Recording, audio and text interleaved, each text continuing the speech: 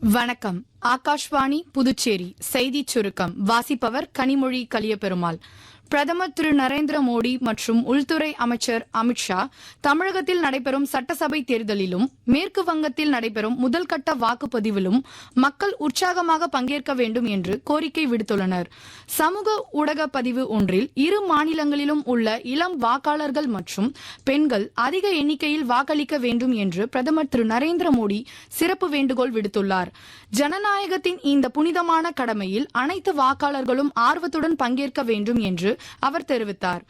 மேற்கு வங்க மாநிலத்தில் முதற்கட்டமாக 152 தொகுதிகளில் இன்று காலை வாக்குப்பதிவு தொடங்கி நடைபெற்று வருகிறது. இந்த தேர்தலில் 3,60,00,000 வாக்காளர்கள் வாக்களிக்க தகுதி பெற்றுள்ளனர். 16 மாவட்டங்களுக்கு உட்பட்ட இந்த தொகுதிகளில் 44,376 வாக்குச்சாவடிகள் அமைக்கப்பட்டுள்ளன.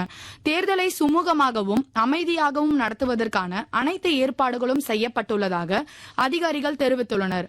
பாதுகாப்பு பணிகளில் துணை ராணுவ படையினர் மற்றும் மாநில காவல்துறையை சேர்ந்த சுமார் 2,50,000 பேர் ஈடுபடுத்தப்பட்டுள்ளனர்.